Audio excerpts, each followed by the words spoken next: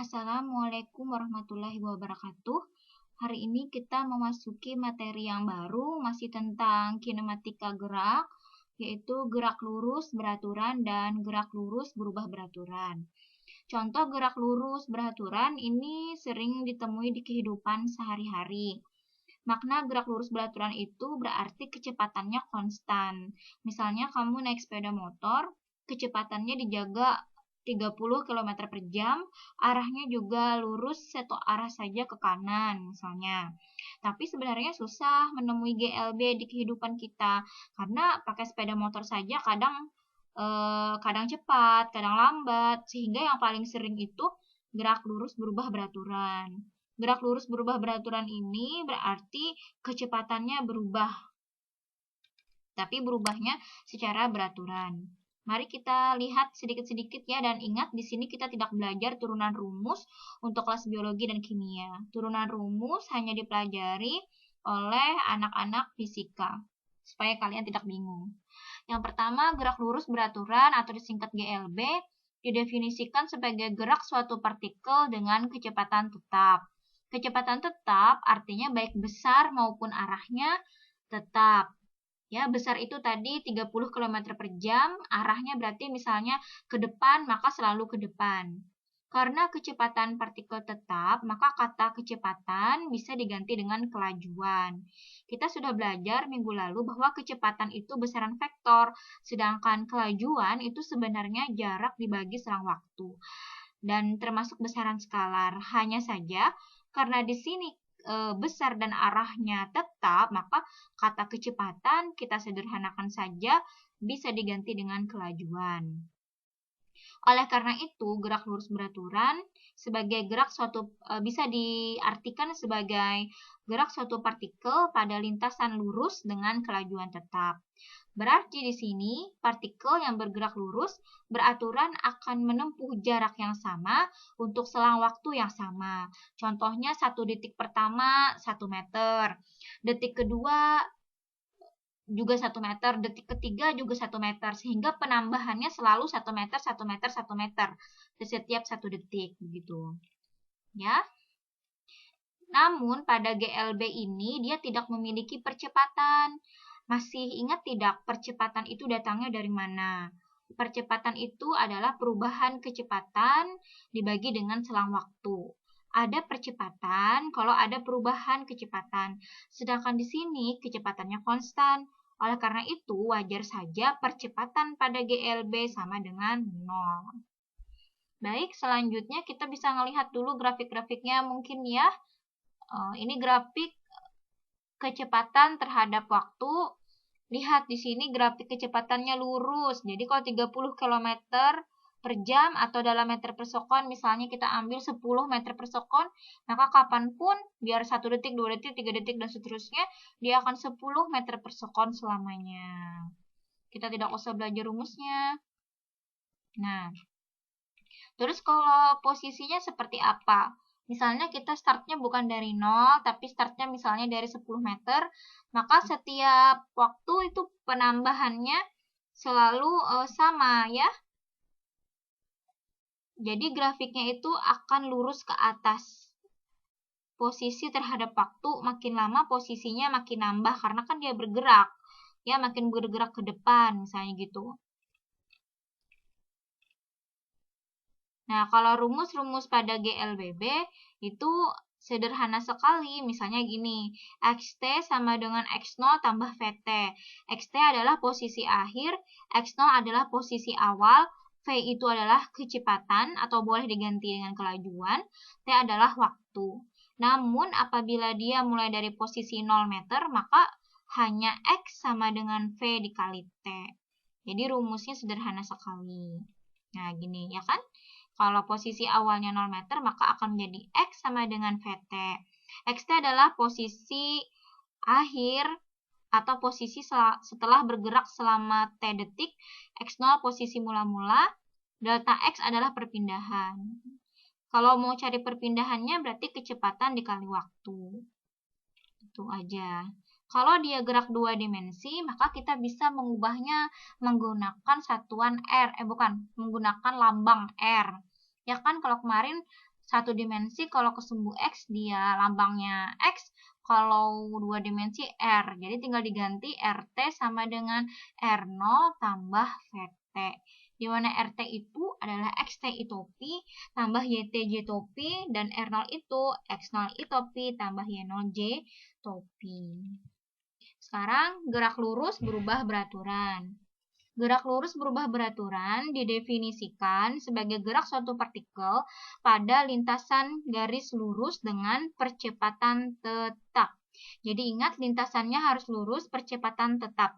Percepatan itu satuannya meter per sekon kuadrat. Jadi kalau 5 meter per sekon kuadrat, maka selamanya kapanpun dia selalu 5 meter per sekon kuadrat.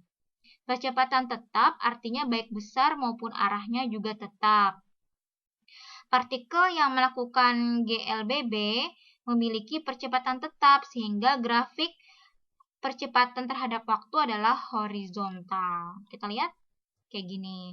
Jadi kalau buat grafik percobaan di lab, percepatan terhadap waktu dia konstan tadi.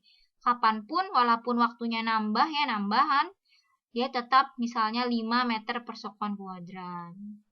Namun kalau grafik kecepatan terhadap waktu, maka dia grafiknya lurus ke atas. Artinya nih, makin lama dia makin cepat. Tapi bisa juga grafiknya turun ke bawah, jadi miring ke bawah.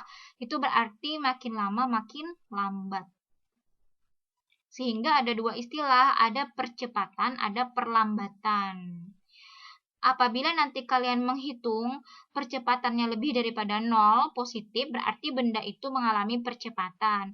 Makin lama makin cepat. Sebaliknya, jika A percepatannya kurang dari 0 atau nanti tandanya minus, maka benda mengalami perlambatan. Rumus-rumusnya sama ya, seperti di SMA. VT sama dengan V0 tambah AT. Apa itu VT?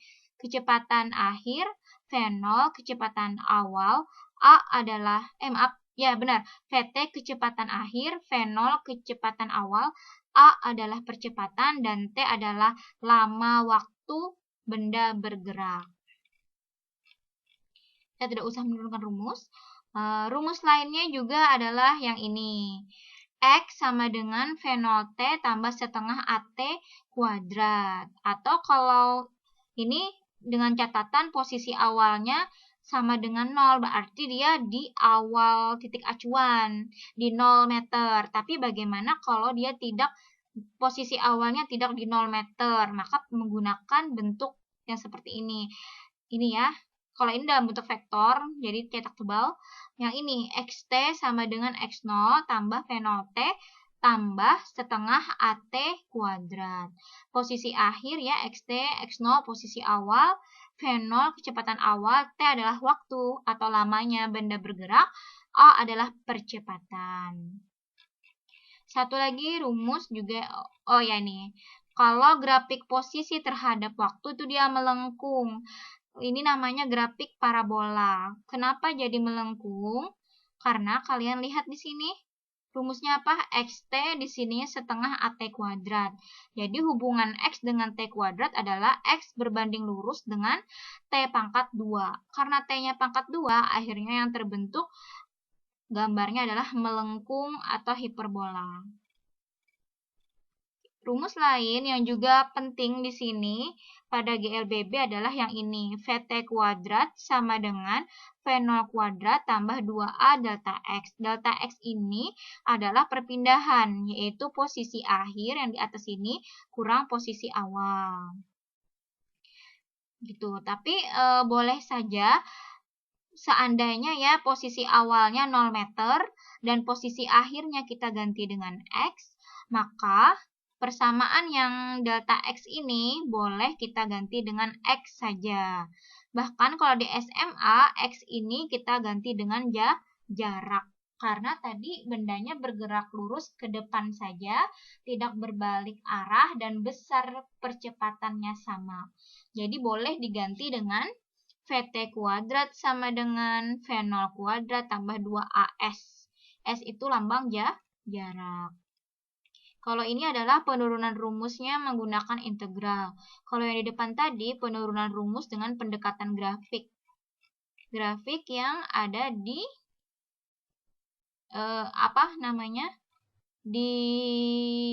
diperoleh dari hasil percobaan. Ini tidak perlu karena tidak akan serumit itu. Sekarang kita coba-coba ya latihan soalnya, kita pahami contoh-contohnya. Misalnya begini, seorang pengendara sepeda motor berkecepatan 16 meter per sekon melanggar lalu lintas. Polisi yang berjaga mengejar pengendara tersebut 5 sekon setelah kejadian tersebut dengan percepatan 2 meter per sekon kuadrat. Berapa lama waktu yang diperlukan polisi jaga untuk menyusul pengendara sepeda motor? Jadi nih mau menilang ceritanya. Polisinya mau mengejar sepeda motor, tetapi polisinya 5 sekon setelah kejadian baru dia bergerak atau mengejar dengan percepatan sekian. Berapa lama katanya ya tadi waktunya untuk menyusul. Sekarang kalau soalnya esai, kita tulis dulu apa yang diketahui. Kecepatan 1, kita ambil 1 itu untuk variabel pengendara motor. Pengendara sepeda motor kecepatannya sekian, waktunya kita lambangkan saja karena di sini belum diketahui kan waktunya.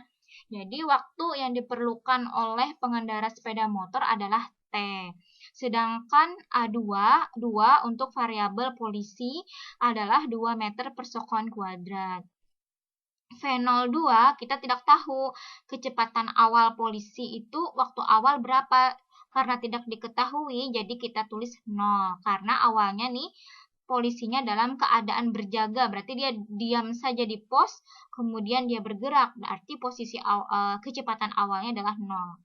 Waktu duanya adalah waktu polisi. Apabila waktu pengendara sepeda motor T, berarti waktu polisi adalah T kurang 5.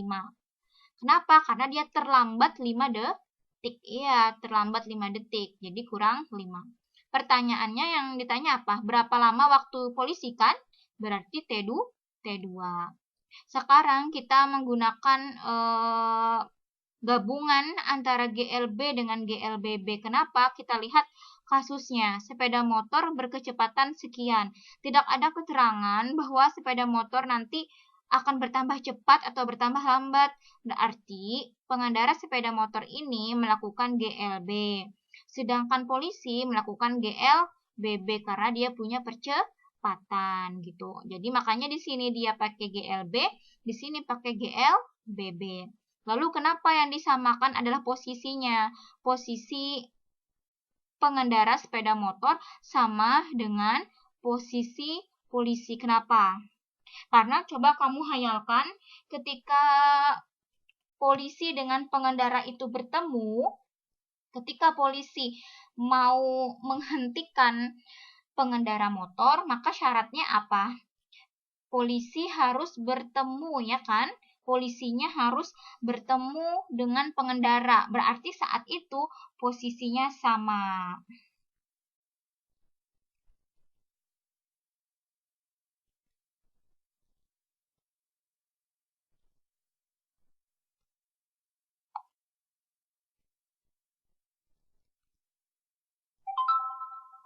Begitu ya. Jadi posisinya harus sama.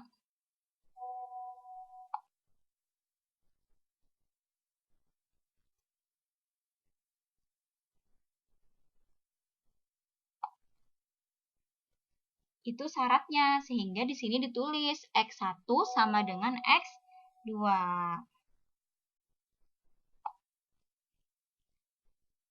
Nah, selanjutnya kamu gunakan rumus.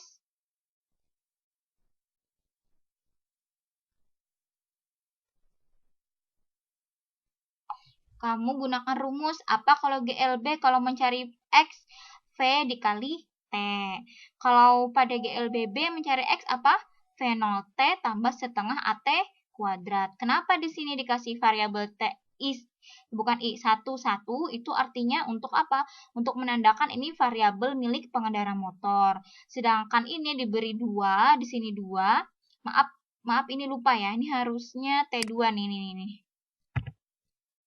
Oh, iya. Sip. Kenapa di sini dikasih variabel 2 dan 2? Itu maksudnya adalah ini adalah variabel yang dimiliki oleh polisi. Kalau kamu sudah menentukan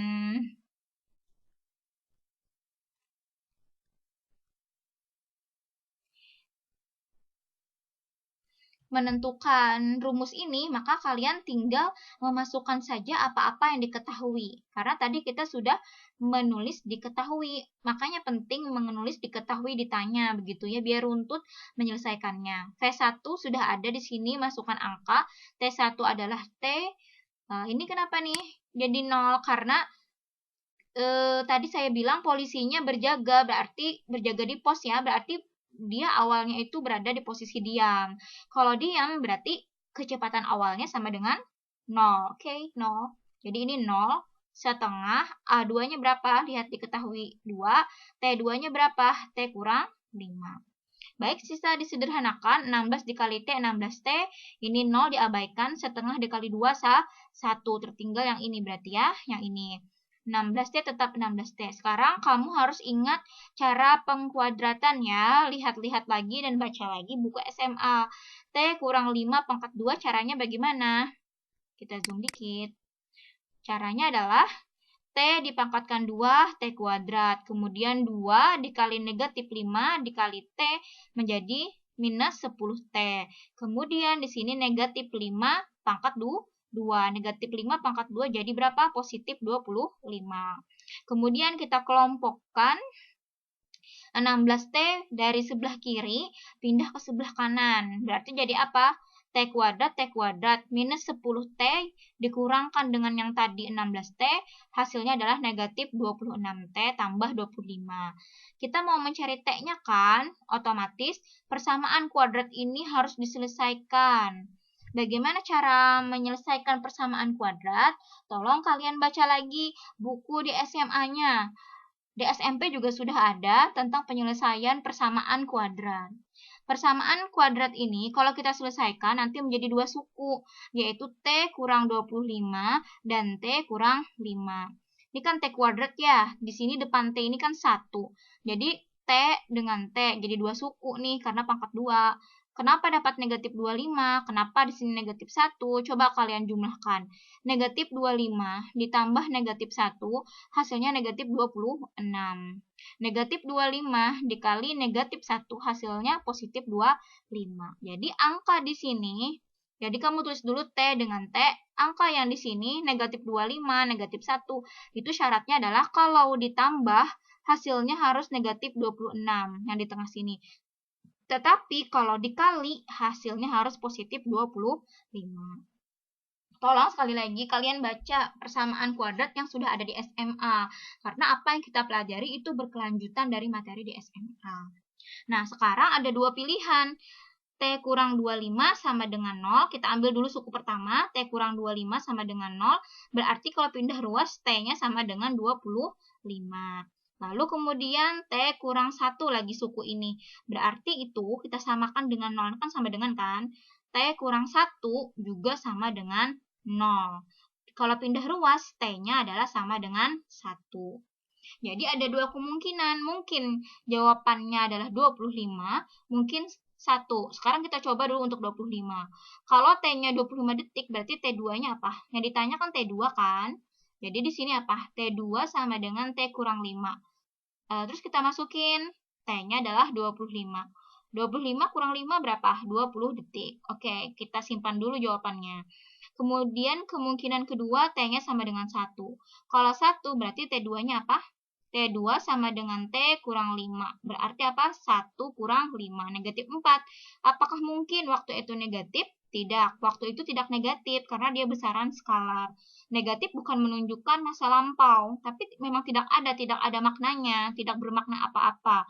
Oleh karena itu yang kita ambil adalah jawaban yang ini 20 detik. Jadi, waktu yang diperlukan polisi untuk menyusul pengendara sepeda motor adalah 20 detik.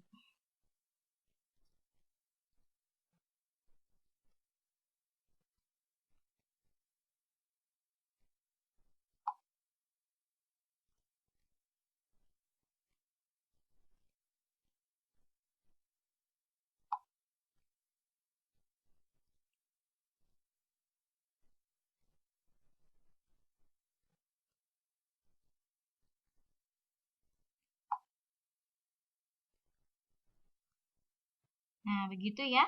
Coba kalian pahami sedikit-sedikit sambil juga dibuka buku SMA-nya.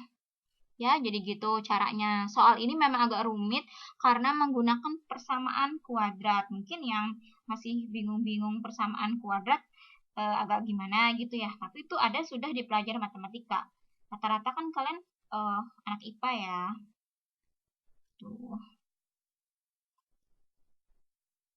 Baik, kita bisa lanjut ya ke contoh soal berikutnya. Jangan lupa apa-apa yang dijelaskan. Tolong kalian tulis di buku khusus buku fisika dasar. Jadi nanti enak buat baca-baca sambil dicoret-coret biar sambil diingat. Begitu ya.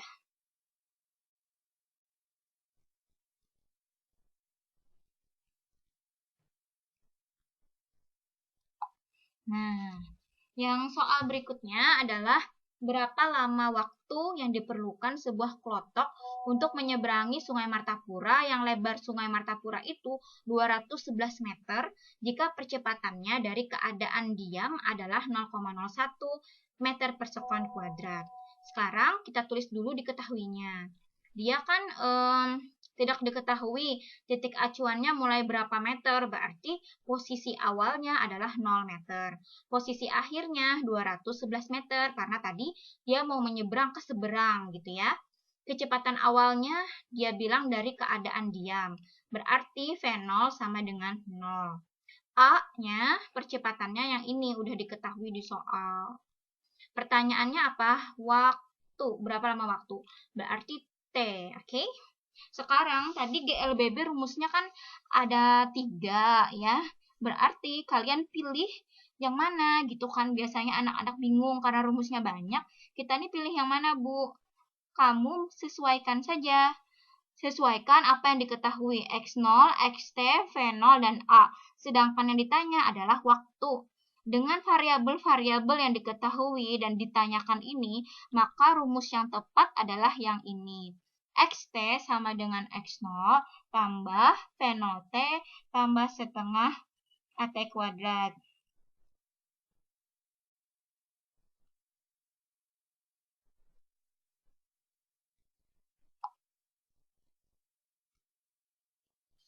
Gitu. Jadi cari rumus yang sesuai dan sesuai dengan apa variabel-variabel yang diketahui dan yang ditanyakan. Lalu di sini kita lihat, sederhanakan saja rumusnya. X0-nya kan sama dengan 0, berarti apa? Ganti dengan 0, hilang. Kan ini. Lalu V0-nya 0, berarti yang ini hilang. Tersisa apa?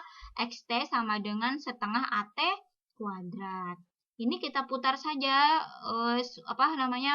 ruas kiri dengan ruas kanan, jadi XT ke sini, ini ke sini. Hanya tukar posisi saja.